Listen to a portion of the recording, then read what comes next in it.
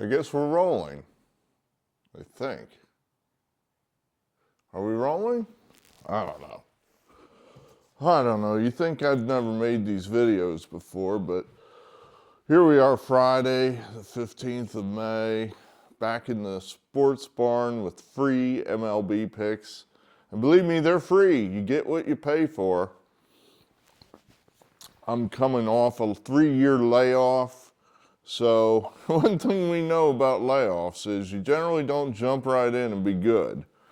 And we look to handicap that. So hopefully you did yesterday because it was a disaster.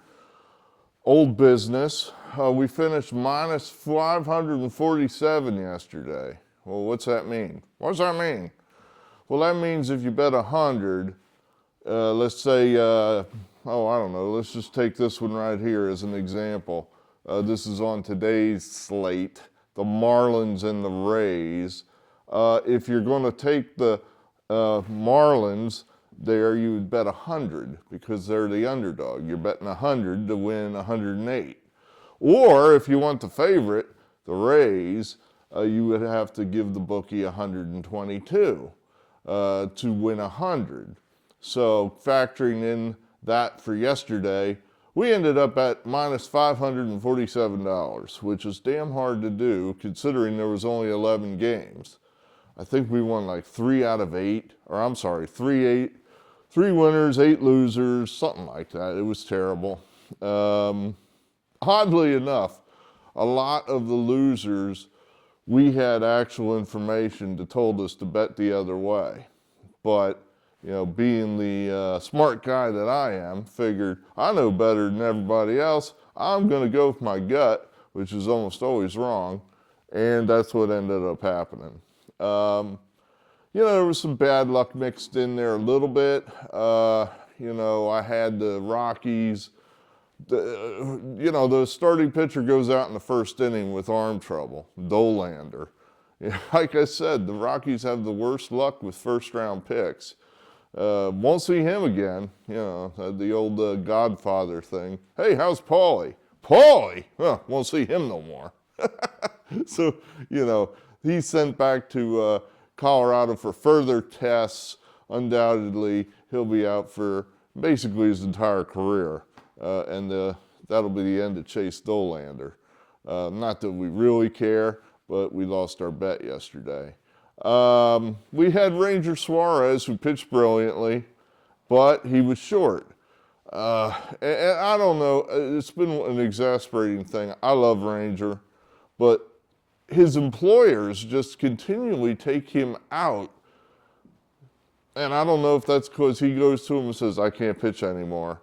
Or they just figure, oh my God, I can't believe how he got this far without giving up any hits. We better get him out of there. So he pitched a shutout, but he was short, and then the bullpen for the Red Sox cracked, and the Redskins scored no runs. Did I say Redskins? Red Sox. Red Sox scored no runs, and that was how that went. We lost in extras in Oakland. We could have had that one. It was just a mixed bag. Mostly it was just bad handicapping. Bad handicapping. So we're going to try to do better today. Let's get right to it. Philadelphia at Pittsburgh. I just put these numbers up just now at roughly 2:45. So that these lines were what they were around, 2:45, 3 p.m. Eastern Standard or Eastern Daylight Savings Time. Your mileage may vary. The Pirates are, believe it or not, historically a half-decent home team. For whatever reason, it is a beautiful stadium they've got there. They don't draw worth anything. I mean, nobody's ever there, except probably out-of-towners. They want to see their team play. Phillies have always, it's been a house of horrors for the Phillies. We play terrible out there, always have. Just always have. And I don't know why, but you don't want to buck that. You just want to go ahead right now with the Pirates. The Phillies don't score. They scored 3 runs last night and won because Red Sox don't hit. But we'll take the Pirates there. All season long, we're going to fade the Blue Jays. Just unless something unusual comes up where the circumstances scream Toronto. And why? Well, we believe that a team that comes that close to the World Championship and fails, there's a massive hangover next year, whether it be just woe is me or just bad luck or whatever. But it certainly, for example, in 1994, that would be the pretty much a similar team to the 25 Blue Jays.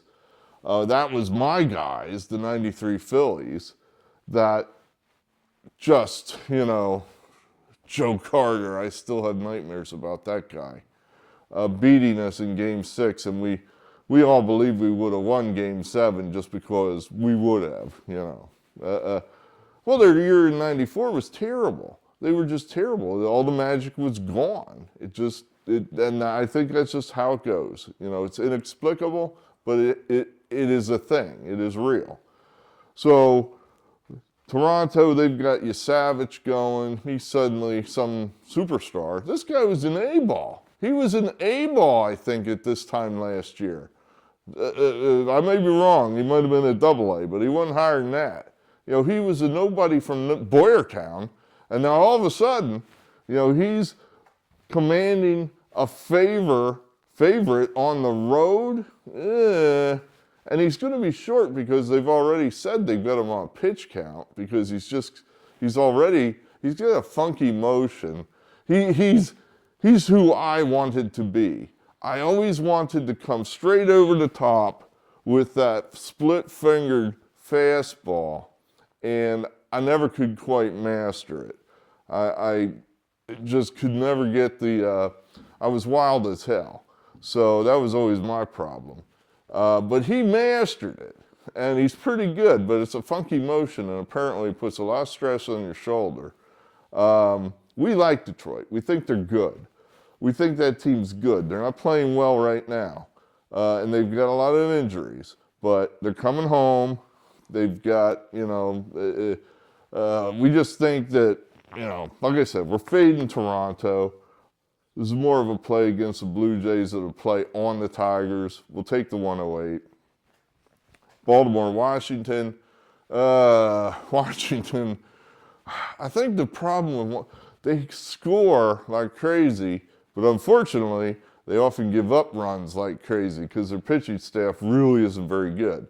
And their best pitcher cracked severely yesterday and got his head kicked in.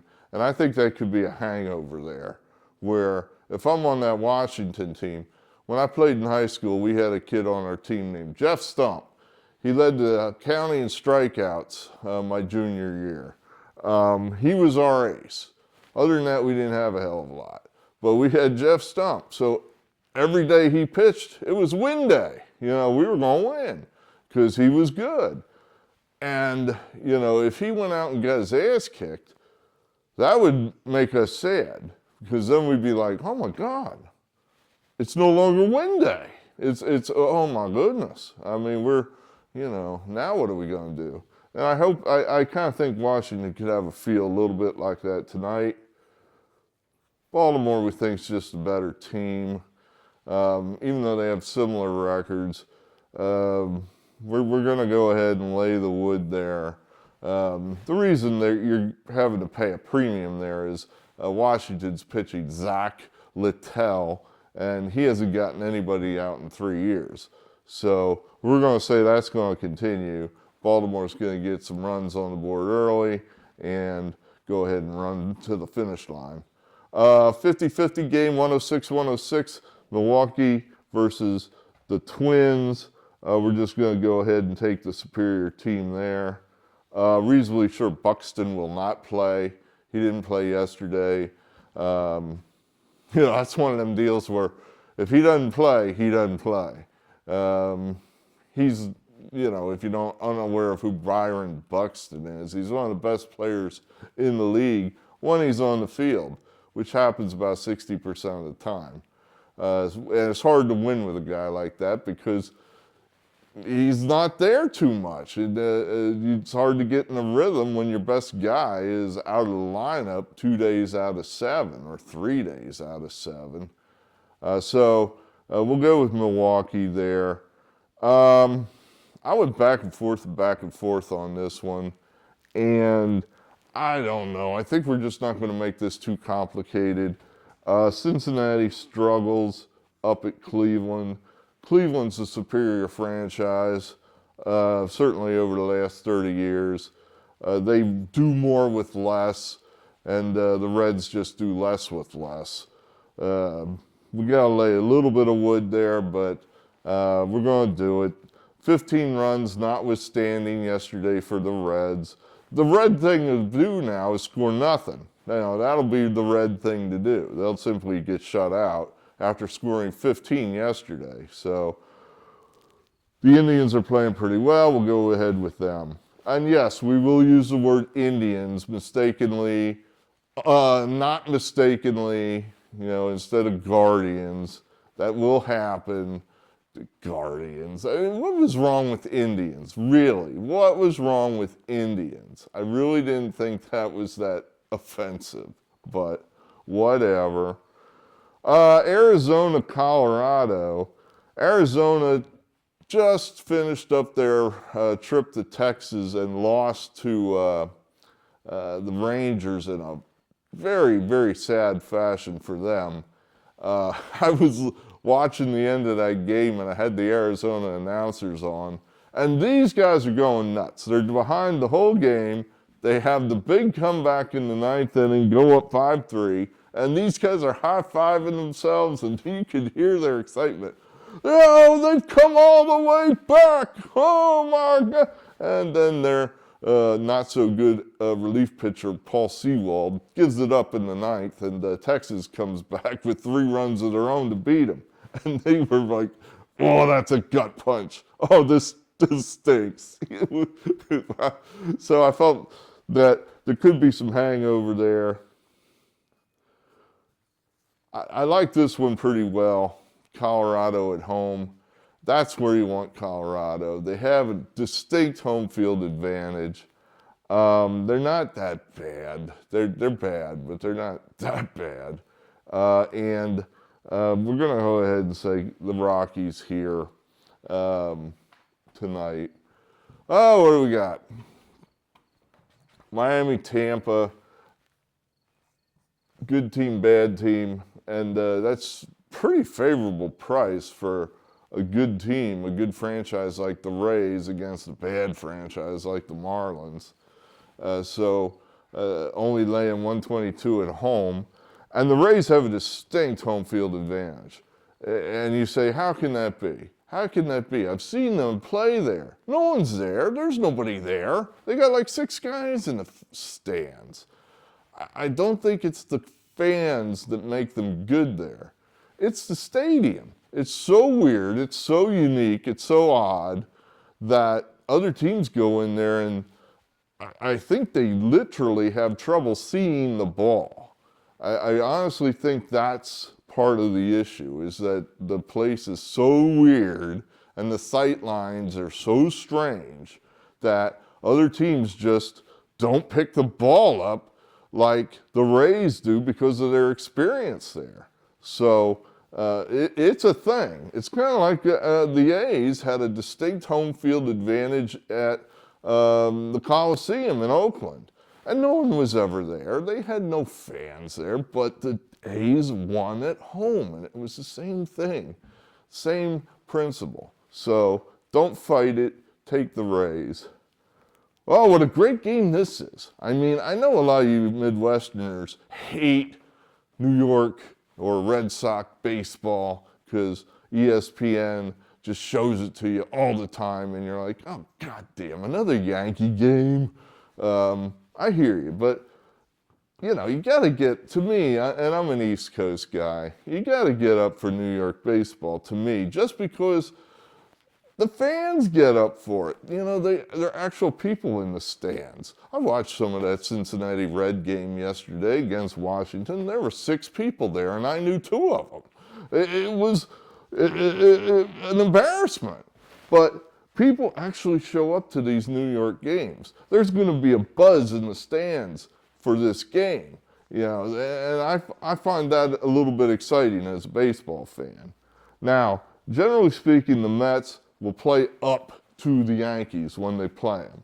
That a lot of these, this is like rivalry weekend where, you know, you got your interleague rivalries. You know, Cubs, White Sox, Yankees, Mets, Royals, Cardinals, Dodgers, Angels, etc. And you're often looking at big brother, and little brother often will play up to big brother and play better than what they are. We're going to buck that trend here a little bit just because of who's pitching. Cam Schlitter is pitching for the Yankees, and this guy apparently is the next big thing. You know, he just doesn't give runs up. The guy's great. He's come out of nowhere and been amazing. And, you know, I'll say this. I might go against him here normally. He's on the team in my fantasy league that doesn't lose. The guy who never loses has this guy.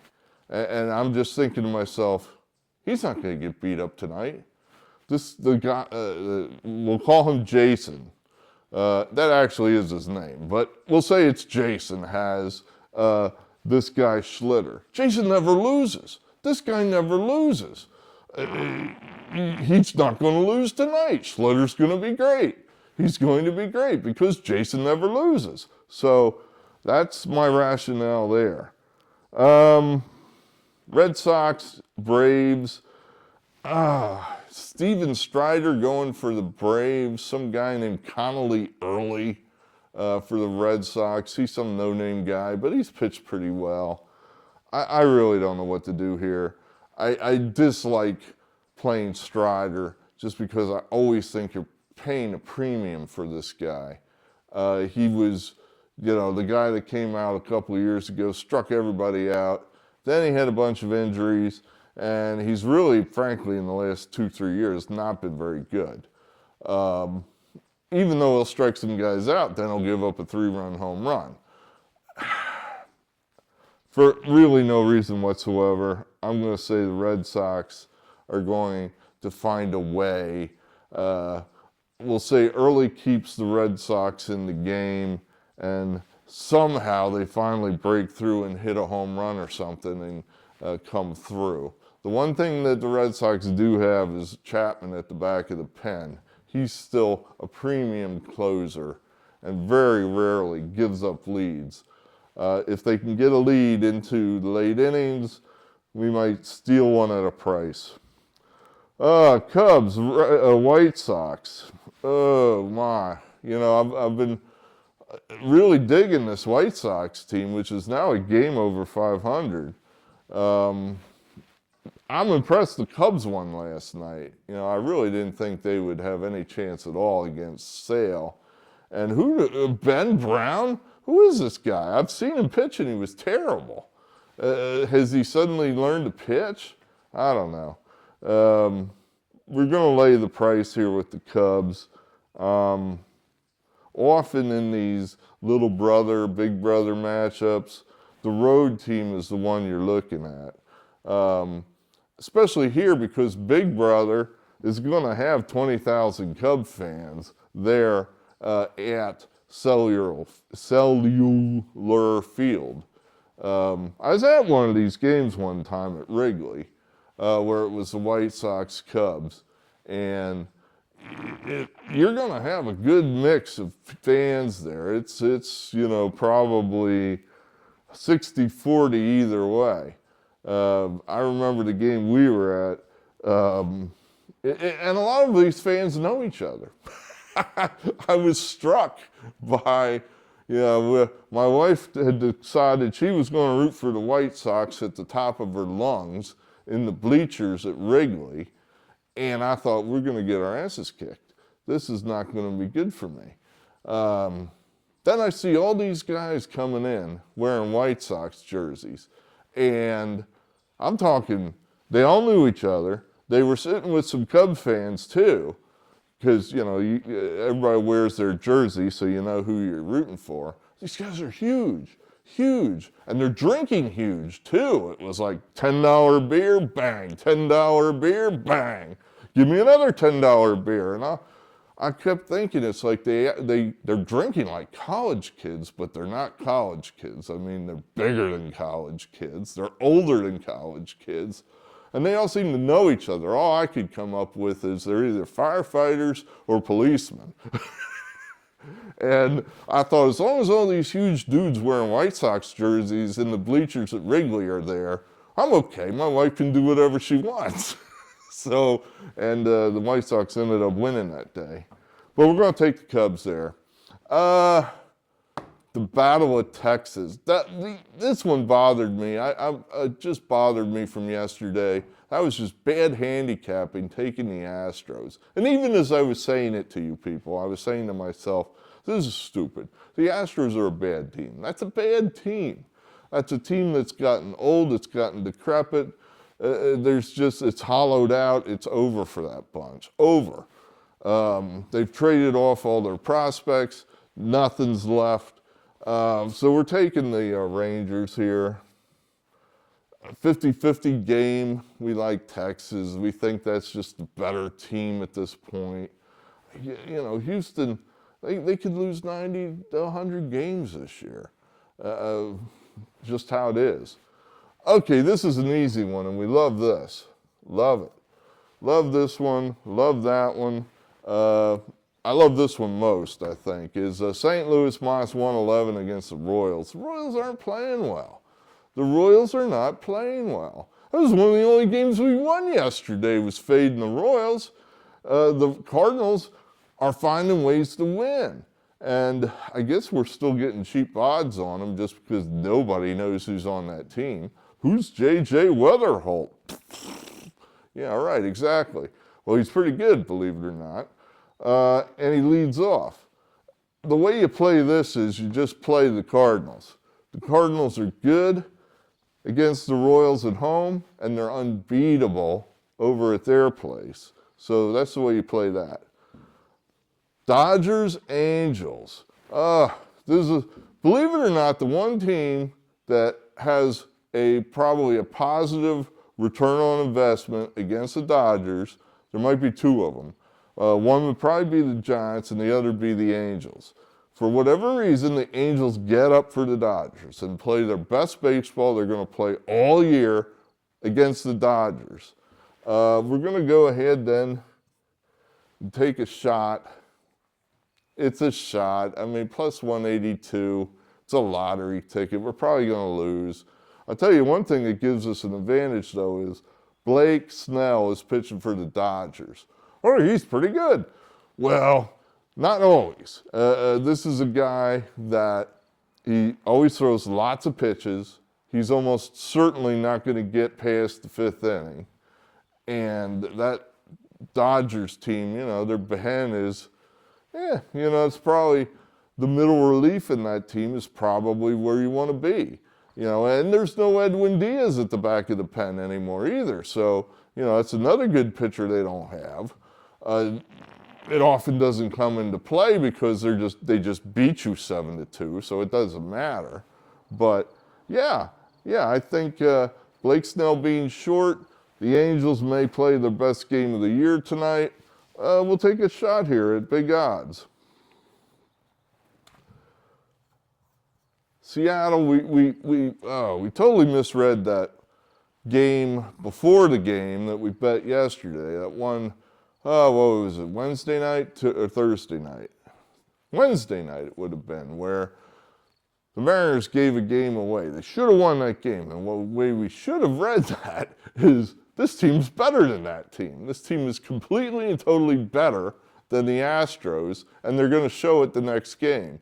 Well, instead we read it as, they're going to be sad and they're not going to play well. And they can beat the Astros with one arm tied behind their back. And we screwed that up. So we think the Mariners are a good team. They're home. We actually think the Raleigh injury is a plus because he's been playing so poorly. He's been hurting the team. And now with him out of the lineup, they can put guys in there that are going to actually do better, or at least not hurt the team. So we'll play the 125 there. Geez, I don't even remember what I did here. I got to look at my notes. Jeez, I hate that. Oh, I got to, you know what? We're doing this. We're doing this. I don't know why. But we're going to take the Giants there as the road team, and I have no rationale whatsoever for that.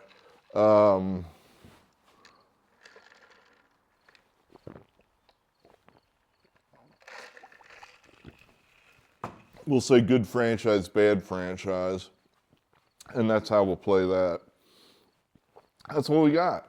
I don't think it's that bad. I actually think this is a plus night. As I was getting back into it Thursday, I wasn't so sure. I feel pretty good about this slate of games. Definitely like St. Louis. Definitely like Tampa. Colorado. I know there's a circle there. That one feels iffy to me. Like the Pirates. Yeah, it seems like there's another one here I like and I can't find it. But yeah, so there you go. We'll see what happens. Like I said, we're just for fun right now, flat betting everything, just trying to get back into a rhythm. Holy cow. My wife racing up the driveway at 35 miles an hour.